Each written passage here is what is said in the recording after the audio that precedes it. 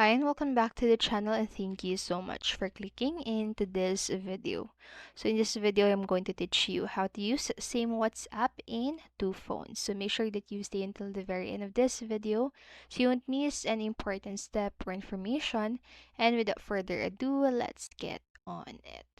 So the first steps, you need to first install the WhatsApp on your secondary phone, and on the first screen, just choose your language. So right here, and tap the arrow to proceed, and once done, tap on to the agree and continue. And you will now be prompted to enter your phone number. However, we will ignore that and tap the ellipsis icon right here on the upper right part of your screen, and then just select link to existing account option, and then after that you will now see a QR code, so similar to WhatsApp web on your secondary device. So this is a QR code we have to scan using our primary device. Then after that, on iOS, just move to these settings. So from the bottom navigation bar, just select link devices and tap the link a device button to begin.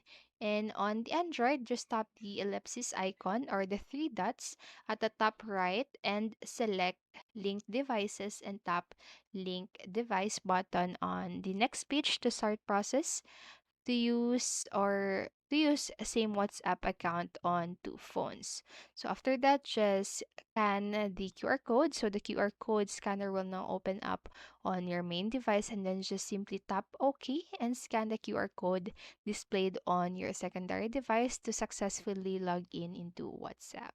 And you will now, after doing all of that steps, you will now see WhatsApp on your both of your primary and secondary devices, and you can now use them without any issues whatsoever, and they will work like independent devices. That means that even if you lose internet on your primary device, you will be able to use WhatsApp on your secondary device without problems.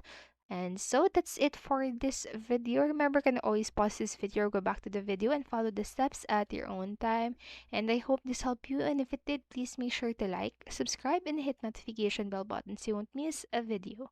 Thank you so much for watching and have a great day. Bye bye.